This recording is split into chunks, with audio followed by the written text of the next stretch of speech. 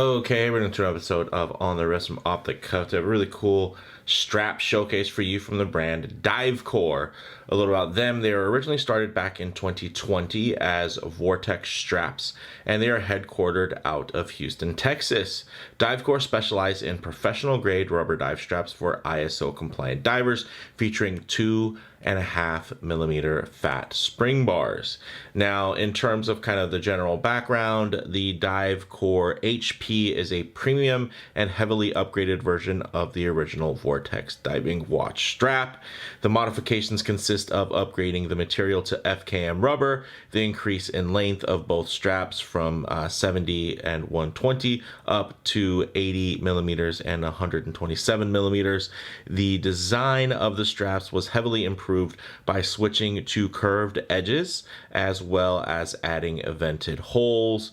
They've also increased the keeper thickness, added some tapering sections, and a refinement of their signature mono accordion design for flexibility. A large level of comfort was achieved by these refined modifications based on real life results of the Vortex dive strap. You guys can get these for $55 direct from the brand. A big shout out to Divecore for sending these in. I was really curious about these. You can see they're available in two different colors. You could either get it in the blue or the black, and it's also available in either 20 or 22 millimeter widths, which are going to be very useful, of course, for dive watches. These are both going to be shown here in 20 millimeter, featured on my two Slim Turtles.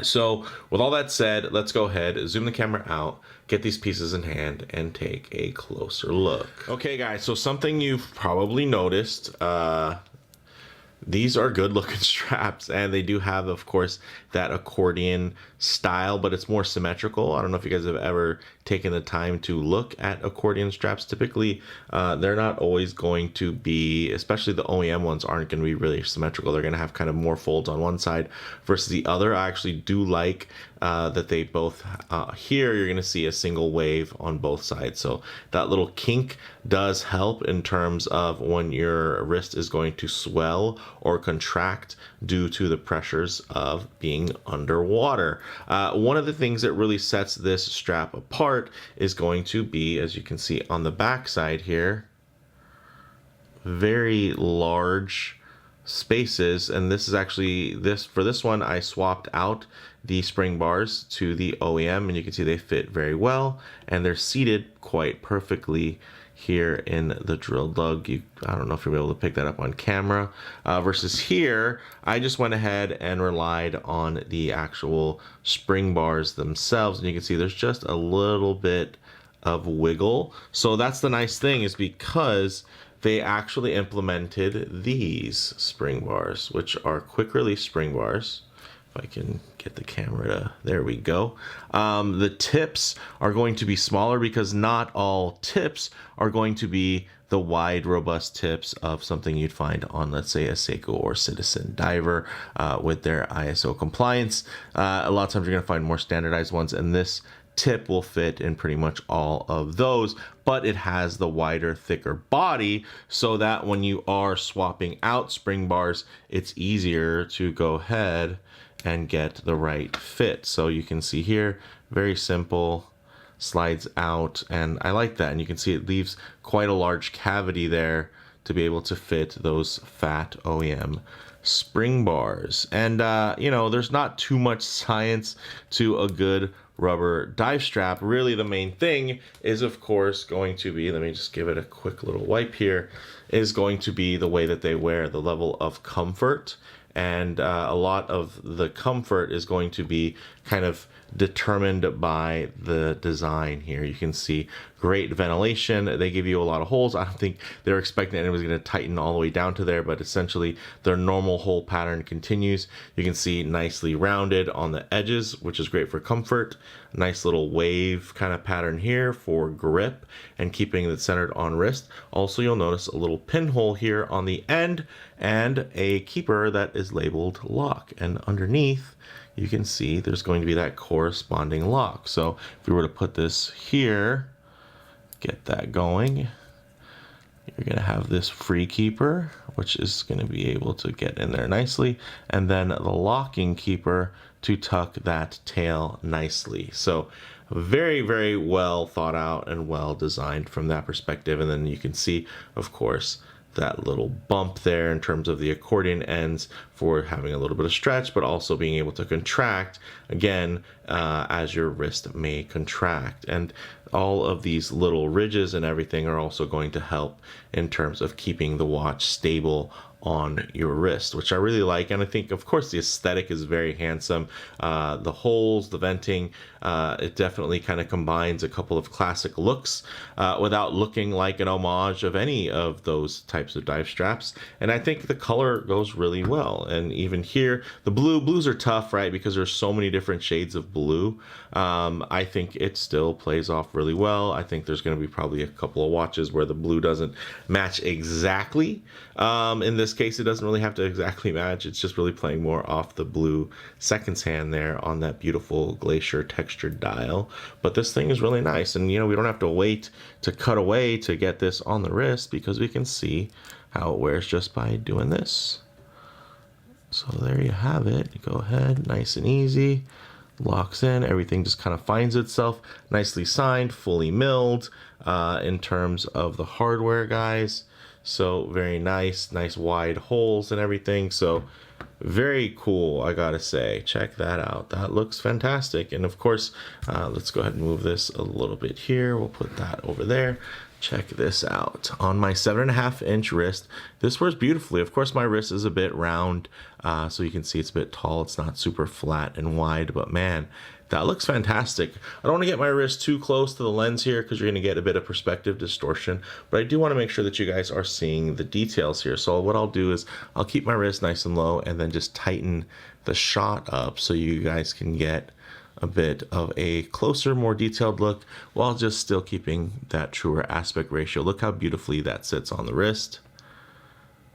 Very nice. Minimal branding here, so it's not like ton of billboarding. You do have the Divecore sign, also Divecore again, and then of course the keepers do have the HP, and then the oh sorry, that wasn't on camera. Do have the HP and then the locking symbol there as well. So that looks good. I'm digging that. And then in terms of, I would say the construction, you guys know FKM is really nice in terms of its dust resilience. It's going to be, you know, it's still pliable. It's going to give you a little bit more structure than something like, let's say, silicone, but silicone straps are typically going to be a lot dustier due to the more porous nature here. You're getting something that is going to be less porous. So not quite to the point where it has a, you know, a sheen to it, but I think it looks great, and it definitely has more of a utilitarian look versus something that really feels like it could be possibly dressing the watch up. Like, let's say something a little bit more vintage, kind of tropic style, or even an ISO frame can somewhat dress up at times. I hate to say that, but honestly, they do add that little bit of class once in a while. This is definitely going to be more function forward, and I really don't have a problem with that. I dig it. So let's go ahead, pull this back out, guys. Instead of, actually, you know what, we can throw this on the other wrist, the black one. This was one of my most worn watches the first year I got it. This year, if you've watched Teddy's year-end roundup, this wasn't my most worn watch, but it still got plenty of wear. And we'll go ahead and put it on my other wrist here. You guys can get another little demo of how this is going to fit. Very nice. And again, you don't have to search for a lot. It all just kind of comes together nicely. And that wave pattern underneath also does help those keepers stay put. Check that out. Ooh, I'm digging that. There's a part of me that does think it could be a little darker in terms of the saturation, especially compared to, of course, the black dial here and the black bezel insert. But I wouldn't say this looks gray or anything like that. It's far from an anthracite. Definitely a black, but it's a very, very matted black and quite muted there. Not a super deep black. But I think it looks good, guys. What do you think? Check that out. I mean, some of you, I know, some of you like me, you really like this aesthetic. I do. There's something about this that is very throwback, not vintage throwback, right? We're not talking Tropic ISO frame level throwback, but for me, this really gives you that kind of 80s and 90s kind of, I guess that nostalgia. I think that looks really cool. Except these are, arguably in terms of their design, definitely an improvement. Having a little bit more symmetry, having a little bit more thoughtfulness in the execution. Although these are definitely function forward straps, they definitely have also taken in consideration, of course, how it's going to look. And I think they did a really wonderful job. I think these look really fantastic. In terms of the packaging, they come in these little slips here from Divecore, and then there's going to be, of course, all the little details here. So while we kind of figure out some more of the, I think I ran the specs across the screen, but we'll just take a look here and let me check my bullet points, make sure I covered everything. So again, the special spring bars are fully compatible with all types of watches, which is great. So they have that more universal tip, which isn't quite big enough for something like this. But again, the nice thing is the body's large enough to where you can support the larger spring bars. And of course, you can always fit smaller spring bars in as needed, but you won't really need to because the tips on the provided spring bars are going to be that standard sizing, so you should be good to go. You're just going to have that little extra layer of versatility when it comes to needing something that's going to also be compatible with the fatter spring bars. So this has about a 4 millimeters in terms of thickness, which it does have a mild taper as well in terms of the thickness. Of course, that spring bar has, an easy remove design, which is great. The mono wave pattern for the accordion design, I think, again, functionally works really great, and also form factor wise looks very, very good. So that is cool. And then, you have the flat pin buckle. You have the little lock, stainless steel hardware, signed. It really hits all those points. And then it's made out of FKM rubber. A little bit about the background in terms of FKM. So FKM is fluoroelastomer.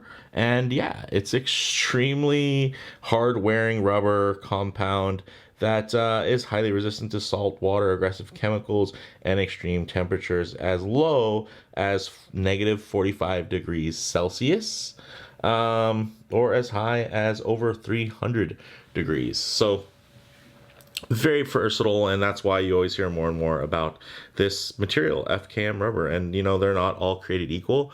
It's not like everyone has the exact same formula in terms of the compound that they're using and the treatment and the mold in terms of the design. So here, I think it's really maximizing a lot of those feature sets, and it's really meant to be this, that perfect choice for a high-end watch with that nice professional grade strap. Again, not super dressy or anything like that.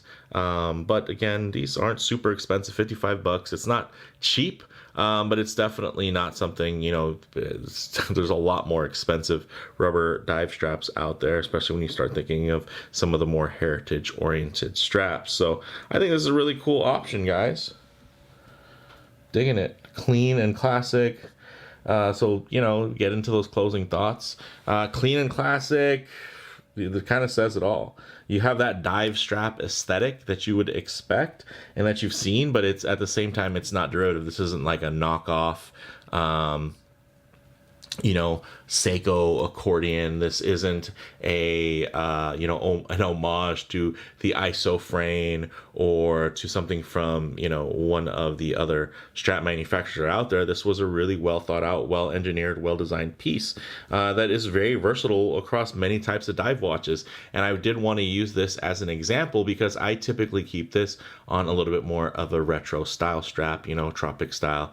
But here, I think it just gives it a really cool look that I'm enjoying a whole lot. So also do note that these are quite robust in terms of being thick on their ends. So you can see here it really does need a lot of clearance, right? In terms of just how thick these are. So check that out, guys. So if you do have a diver where the spring bar butts up really close to the case, it may not work out for you because you do need a certain level of clearance there, if you guys can see that, for there to be that free range of motion, right? And you don't want it to be pinching or anything like that. So if you do have, like, let's say a smaller, more petite diver, you might want to just make sure you have clearance. Like if you have trouble sliding a NATO through because there's not a lot of spring bar clearance, you're probably going to want to be slightly weary about getting something like this on. But if you have tons of clearance, then you should be good to go. And of course, you can see this doesn't have especially a huge amount of clearance, but I would say it's definitely made to clear a strap, although it does have a bracelet option. This one did come factory on a Seiko OEM dive strap. So I think this looks really cool. And again, it can butt up a little bit close because of that thickness. So again, just be considerate of that if you are looking to put this on a watch that has one of those spring bars where it's just really close. And if you can't really fit any types of straps on there, or you need curved spring bar, stuff like that, something like this isn't really going to be compatible. So for me, guys, it's really my understanding that if these sell successfully, they'll continue to refine and expand their available sizing and color options. So I'm for that. I would love to see them of course put out an orange one. I think in terms of sizing, it's always nice to start getting into some of those odd numbers, the 21s, the 23s, the 19 millimeters. But I understand that's a whole nother mold. So hopefully these are pretty successful because I'm a big fan. Check that out. You can see that's going to really, again, provide a nice amount of stability and grip around the wrist without without murdering your skin or anything like that. So you can see pretty nice wearing. But yeah, I think this is really cool. Big thank you to Divecore for sending these straps in. I've been kind of in touch with them on and off on Instagram as I've noticed their products just kind of being developed over the years. So really cool. Happy to share this with you, but let me know what you all think down in the comments below. If you like the video, please like, and if you haven't already, please subscribe for more content just like this. Thanks, guys.